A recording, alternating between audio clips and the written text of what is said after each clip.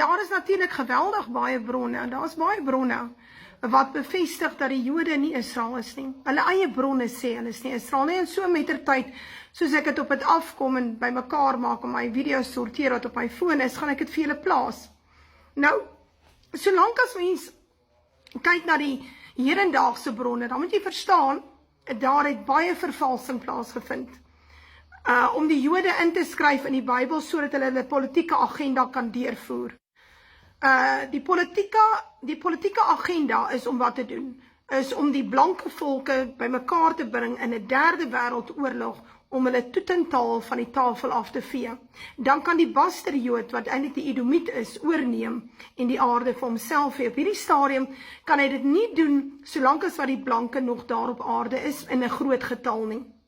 So die plan is om ons uit te wis. Ek het video's daaroor ook. Maar, wat nou interessant is in die ou geskrifte, en veral baie keer in die ou Joodse geskrifte, skrifte wat deur Jode geskryf is, erken hulle dat Jesus die koning was van die Judeërs. En die boeke is geskryf, so jy kan die boek gaan kry. Die boeke wat ek nou het, wat ek vir jou gaan wys, is die een van Benjamin Friedman. Professor Walter White het 'n oulike stukkie video wat ek het vir jou, waar hy vir jou dit aanhaal uit Benjamin Friedman. Hy was 'n Jood, hy was Amerikaanse Jood, het 'n boek geskryf. Oor die Jode en hoe hulle lieg. En waar hy vir jou baie mooi verduidelik wat is in die oudste tekste. En waar hy vir jou verduidelik die woord Jood kom eintlik hier by die 18de eeu, 17de eeu, miskien 'n bietjie vroeër, kom hy eers voor in die Engelse taal. So dis nie 'n woord wat daar was voor daai tyd nie. So, dis 'n klomp leuns wat hulle spin. Al die leuns word gespin om hierdie hele ding voor te dra van die Jode is die ware Israel. En as hulle nou 'n oorlog begin in die Midde-Ooste en Iran skop hulle gatte en die Arabiere is dik vir hulle, wel, dan moet ons blanke seuns en dogters opoffer om vir die Jode te gaan beklei daarbo in die staat Israel. Want hulle is nou, sies tog, ons moet hulle help. Israel kan nie op sy eie voete staan nie, die Joodse staat nie. Nee, hulle het hulp nodig van die blankes om hulle aan die gang te hou. Geldhulp, wapenhulp, ons moet vir hulle gaan beklei, hulle kan nie dit self doen nie, sies tog. Dis interessant. Want in die ou daad het Vader vir hulle gesê, ek is met julle, dan beklei ons, dan gaan ons wen. So is God nie meer met hulle nie. Glad nie, want hulle het mos Jesus verwerp. Hulle sê sy moeder is 'n hoer. So ek gaan nou vir die video speel, dan luister jy mooi wat sê die oudste geskrifte. Uit 'n Joodse mond self, wie is die Jode? Hulle is nie Israel nie, Israel was blank. Is 'n blanke volk. But they claim they want to build the temple. Now, I want to discuss a little bit of sensitive history. And if I go to sensitive history, well, then I must quote sources that say it rather than that I say it. This is a fascinating book, and the web pages are there, you can check it out. Facts are facts. This is a book that was written by a Jewish man.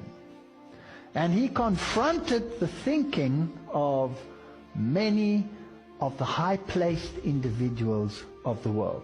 This is interesting stuff. In this book, Benjamin H. Friedman, a Jewish man, writes about the Jews and reveals an interesting history. He states that the present Jews in Palestine are not the true descendants of the Judeans, but rather descendants of the Khazars.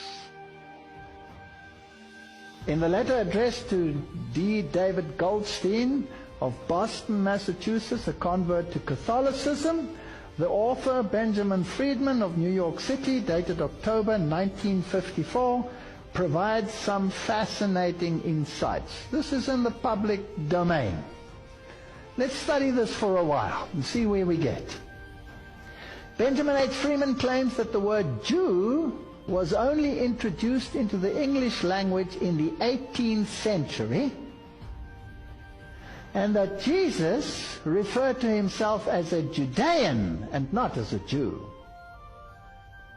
Inscribed upon the cross when Jesus was crucified were the Latin words Iesus Nazarenus Rex Iodeorum, which means Jesus of Nazareth, ruler of the Judeans. Now this is fascinating. I went and checked it. And it is so. Yes, it happens to be so. Now, the word Jew today has a religious as well as a political connotation. You think of a Jewish entity, a government, but you also think of their religion incorporated at the same time, whereas the term Judean is a geographic connotation.